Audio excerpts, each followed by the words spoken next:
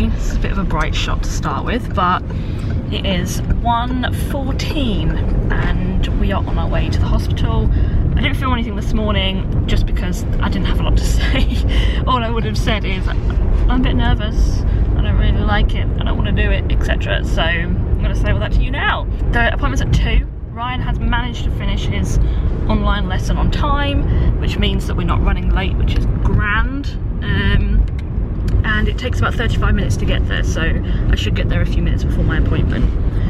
It will take 40 minutes to do the appointment, according to the person on the phone yesterday and the pre-op letter that I got that kind of explained what I need to do.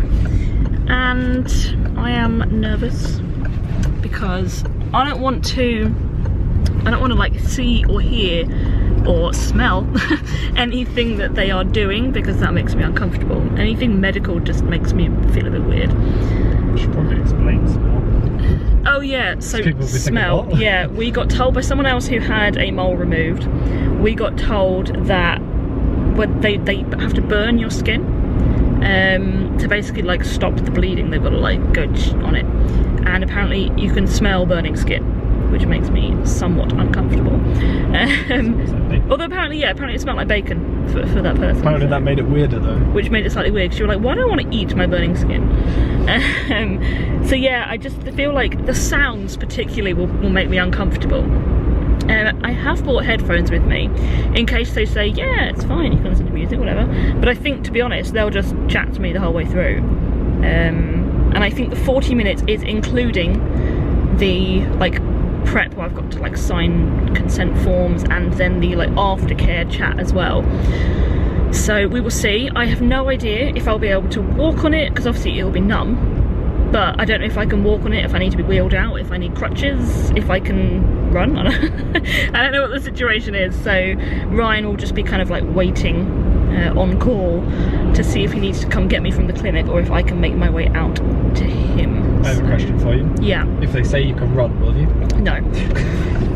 Even if like they said, yeah, even if it was fine, I wouldn't run because it's just not my jam. So yeah, let's see how it goes. I'm nervous, but everyone has been so supportive on Instagram, sending me lovely messages and saying you'll be absolutely fine and that sort of stuff. So I'm hoping that you're all correct. Hello everybody. It is now 4:20 and obviously I'm home, as you can see, and we've just picked up Winnie Bear, or in fact Winnie Bear's just been dropped off by my parents. She's back playing with her little pig, and I had the operation. It's done, and it was, as far as I'm aware, successful.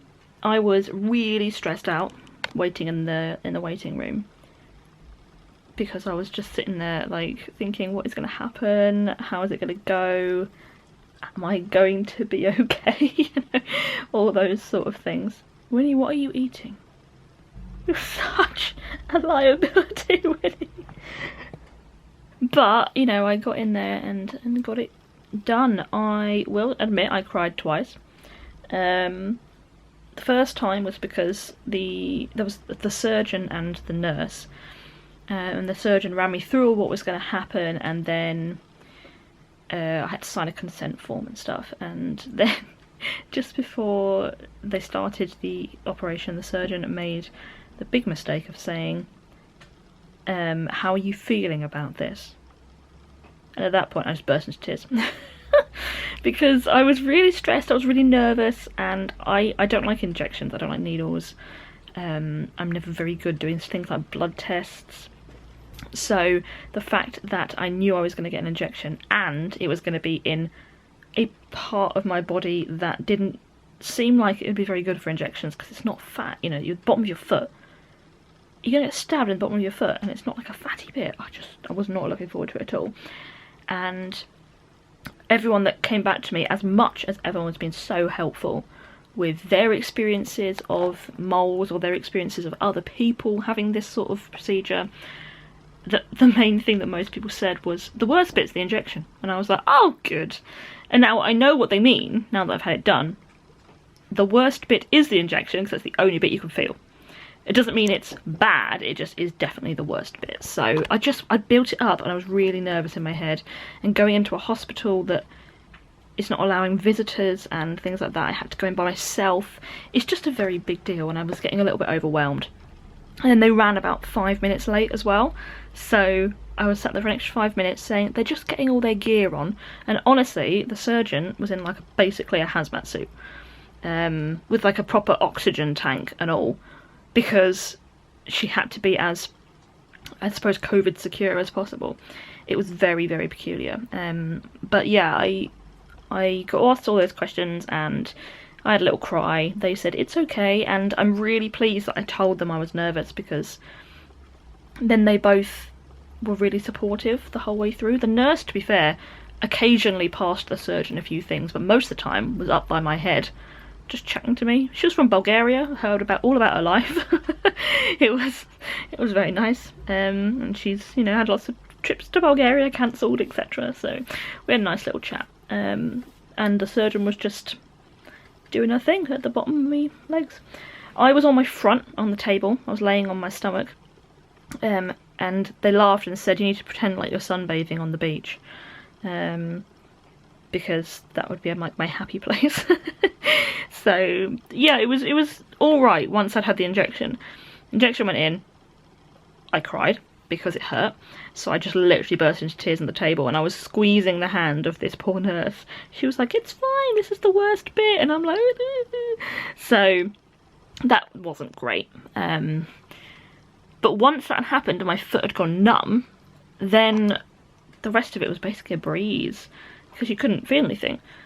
Like, she took the mole off, she took the chunk off, and then put it in this little pot, which I didn't actually end up seeing, in case you're wondering. But it went in a little pot, and then she said, right, I've taken the mole off. And I was just a bit like, what? Because I didn't think she'd done anything yet. Nothing had happened, because my foot was so numb, I couldn't feel it. So yeah, she ended up basically taking it off, and then they had to burn the area. There's a fancy word for it, something like cauterize or something like that. It's a funky word that basically just means burn, to stop it from bleeding.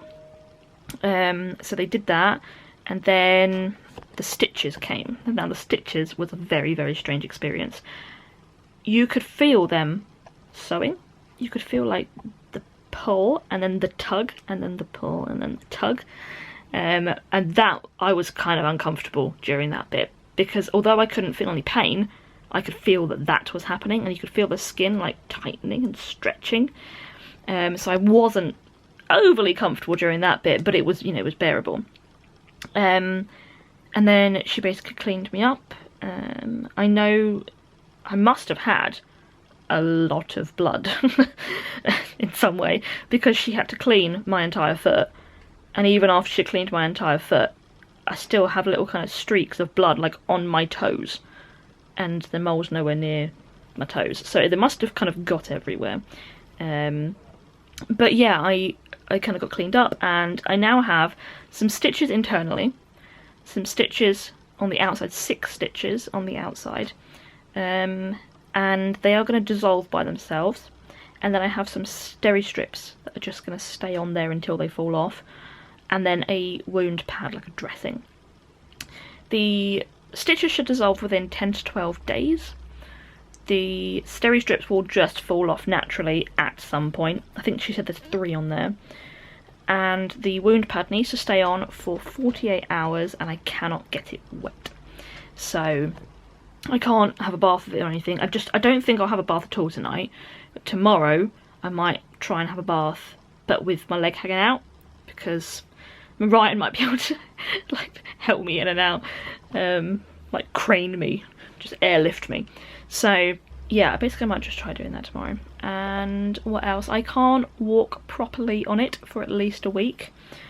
It's basically the inside of the arch has been cut, and the arch, because it bends slightly, it's really difficult to walk without stretching the arch, because you naturally will just stretch it when you do that with your foot. So basically they've said you are just going to have to walk a bit flat-footed, like a bit of a hobble for the first week, because you can't risk stretching it and then breaking the seal and obviously opening back up, back open the wound. So I need to kind of hobble. Try not to be on it for too long. They've said you can walk like up and down to the bathroom and go to bed and stuff like that. I don't have to be carried everywhere. But it's trying to avoid being on it for as much as possible. And when you are off it, elevate it. So I've got my legs stretched out on the sofa at the moment. And I can take painkillers, but I can't take ibuprofen. So yeah, there's just a lot of little bits that you can and can't do. I should be able to go on normal walks again after a week. So maybe slow, but it will be normal walks. So Mum and Dad have already offered to help out with Winnie's dog walks if Ryan, because he's obviously teaching all the time, and like tonight he's got parents evening and stuff, so he's really busy with school.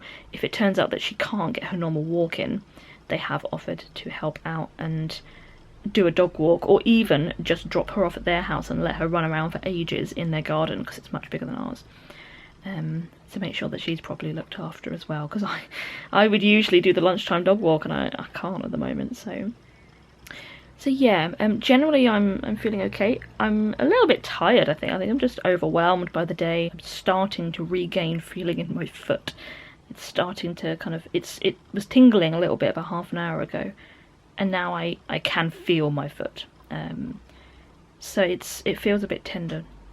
So I'm going to be taking some paracetamol in about half an hour, because then it will time it nicely for getting to bed as well, because I want to make sure I've taken paracetamol before bed, and hopefully that will see me through the night with as little pain as possible. It feels tight, it feels stretched obviously, because they had to like cut it out and then stretch the skin that we already have to close it up again. I'm going to go and sort a few little bits out on my new laptop. I'm still in the process of changing some things over, so I'm going to do that with my feet up, and then I might play a bit of Switch while Ryan's doing his parents' evenings, and then we're going to treat ourselves to a takeaway pizza tonight. It's not a big brand, it's going to be one of the local pizzerias, like an Italian fired sort of pizza, so I think that's going to be what's going to happen, because I've got a poorly foot.